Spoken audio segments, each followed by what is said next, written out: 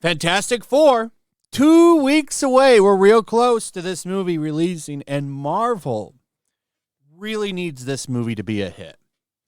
Personally, I don't think it's going to do that well.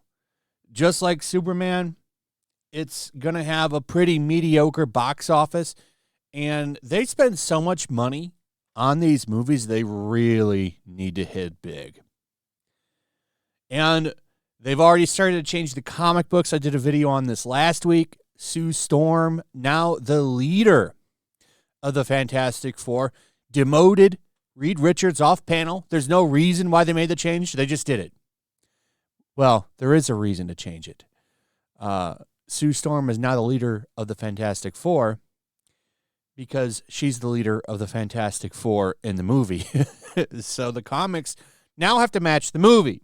This is stupid. Very, very ridiculous. I hate this change almost as much as I hate female Silver Surfer, because there was no real reason to do this. Everyone's cope with this as well. They'll have Norrin in the MCU. It's like, will they? They're going to use Galactus again that fast? I don't know if that's going to happen. We'll see. Because you can't do him without Galactus. They are kind of hand in hand. But whatever. But I will say this. She has responded to the backlash. And there is backlash. It's a dumb change that never needed to happen. But I will say this.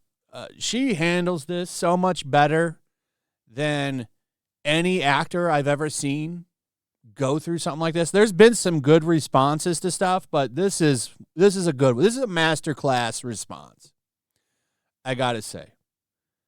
It's just a job to her. And I don't have anything against her taking a job. It's Marvel that created the role, not her. She's just getting a paycheck. So it's like, okay, I get it. Right? She's just getting some cash. This is a one-and-done Silver Surfer. She won't be back in a sequel, I would imagine.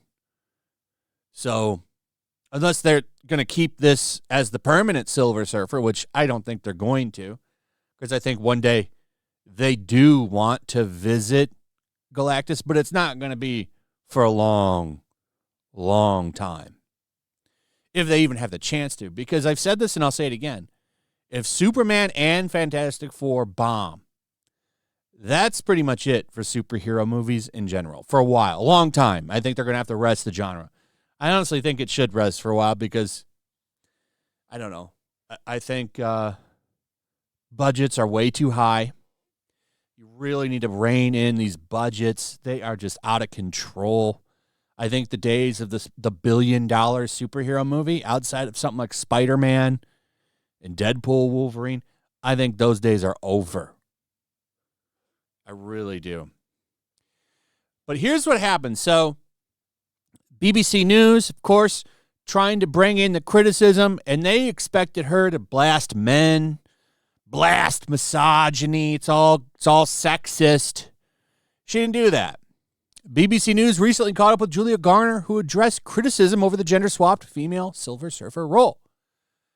She said, I'm just going to still do my job. And also it's Shala Ball, so it's different. I'm just happy that people are resonating with it. And just like with any other project, I'm so grateful to be at this dance, to be completely honest with you. Very much fine answer. People could learn from her, to be honest. Like the Rachel Zeglers of the world should have to attend a course taught by Julia Garner on how to handle the media, because they love when actors go off. Because, well, they get to put their little pieces out. They've been doing it with Superman quite a bit. Quite a bit. That whole cast could have learned from Julia Garner. This is how you handle this shit. I mean, I do think that James Gunn running his mouth, saying that Superman's big immigrant piece, Like, that was a dumb response. Dumb response. And I do wonder, how much money did he cost that movie with the stupid shit that he said? And not just him. That Variety reporter at the red carpet for the movie got a lot of good answers out of those people. The one that's like always asking if a movie is the gayest thing ever. If you see that guy at a premiere, you need to run. But none of this matters. What really matters is the box office, and we have some updated numbers. This is from July 11th.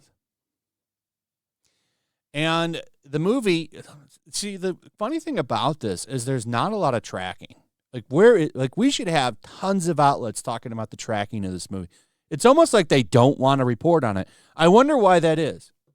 Now, maybe I'm wrong. Maybe it'll be a smash hit. Maybe this movie will beat the brakes off at the box office, but I'm not so sure. We'll really get to see how loved Pedro Pascal, who's been hijacking this movie left and right, by the way. I think he's worse than Rachel Zegler, to be honest. But he's a little bit more popular than her. But we'll see how popular he really is when this movie launches. How big is that Pedro Pascal box office? We're going to find out, because Box Office Theory is saying that it's going to make about $125 million. So here's what they have for Fantastic Four First Steps. On the domestic, so we don't have international numbers. Domestic low end for this movie is 277.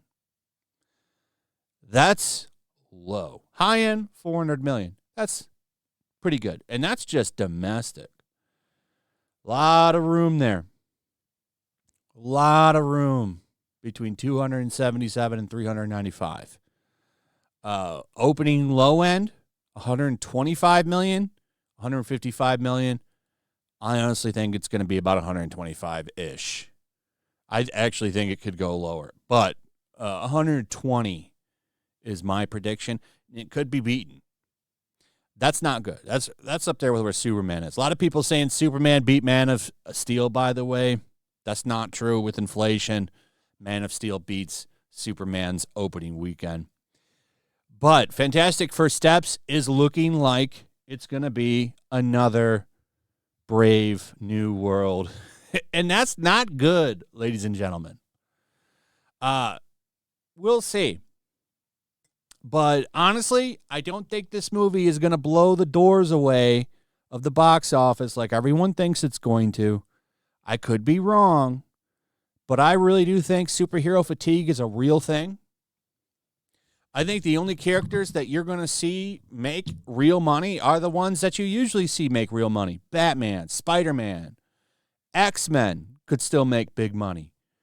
That's going to depend on how Marvel handles them, but a lot of other characters, they're just going to have a hard time. The days of like just throwing Thor characters into a box office and expecting them to break in big money, those days are over. Look what happens. You get Thunderbolts results. And I know some people like that movie, but it did not do well at the box office. And that's just a fact.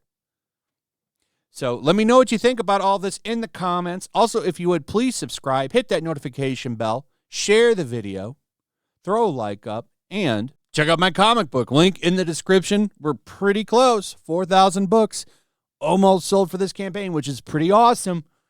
And if you check it out, I think you're going to find a lot to like. The campaign ends on the 26th, so covers A, B, and C. Those are limited to the campaign, so check those out. But if you just want to see the book, you want to read it, $17 for cover D. Can't go wrong. 60-plus pages of pure action. It's a fun book.